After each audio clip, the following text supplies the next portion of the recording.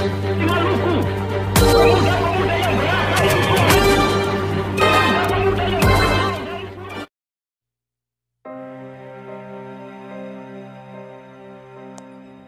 Lebih dari 50 tahun yang lalu, Indonesia pernah mengalami sebuah badai politik dahsyat yang mengguncang kehidupan perpolitikannya.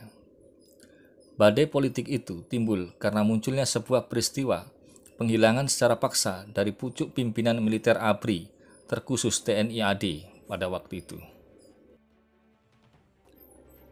Peristiwa yang dikenal dengan sebutan G30S atau Gestapo atau Gestok itu kemudian menenggelamkan sebuah partai komunis dan para pengikutnya dalam sebuah samudra yang dalam yang kini menjadi misteri menarik untuk dianalisis oleh para pakar sejarah dan politik baik dari dalam maupun luar negeri. Banyaknya buku berbagai versi dan perspektifnya yang membahas hal tersebut adalah bukti akan hal itu. Untuk itulah kita coba mengungkap fakta G30S berdasarkan dokumen-dokumen KGB, Badan Intelijen Uni Soviet kala itu.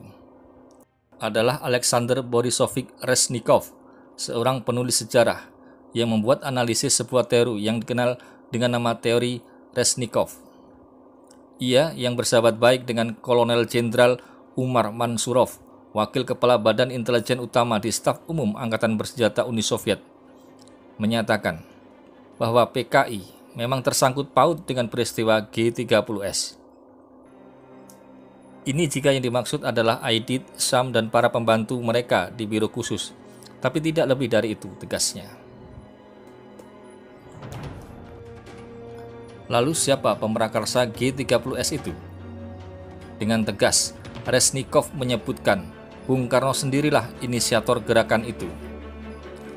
Analisis Reznikov itu didasari dari pernyataan Nikita Khrushchev, Perdana Menteri Uni Soviet yang mendesak kepada Bung Karno agar segera menyelesaikan masalah yang menghambat hubungan baik antara Indonesia dengan Uni Soviet. Diketahui, Partai Komunis Uni Soviet yang memerintah kala itu telah demikian berbaik hati kepada Soekarno dengan memberikan bantuan alat sita terbaiknya untuk operasi pembebasan Irian Barat. Begitu juga dengan bantuan proyek mercusuarnya, seperti pembangunan Gelora Senayan, rumah sakit, dan proyek raksasa lainnya.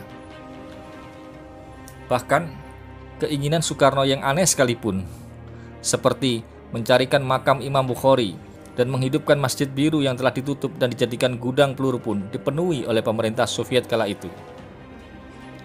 Karena itulah, wajar kiranya Khrushchev sangat berharap agar Soekarno menghilangkan penghalang hubungan baik di antara mereka.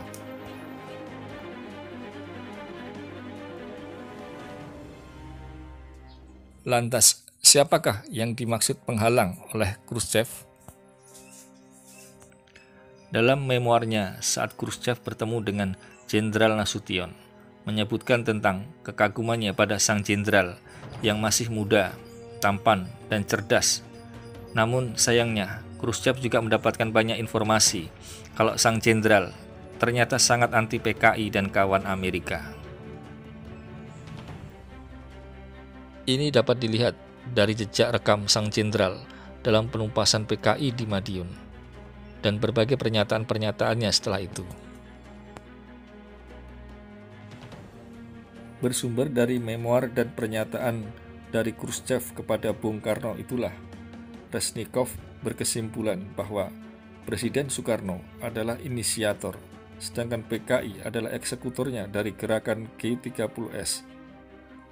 Mendengar hal itu, Jenderal Umar Mansurov, perwira KGB kala itu, langsung menyetujuinya. Apakah Anda juga setuju dengan teori Reznikov ini? Silakan Anda memberikan pendapat dan tanggapannya. Dan jangan lupa tekan subscribe. Terima kasih.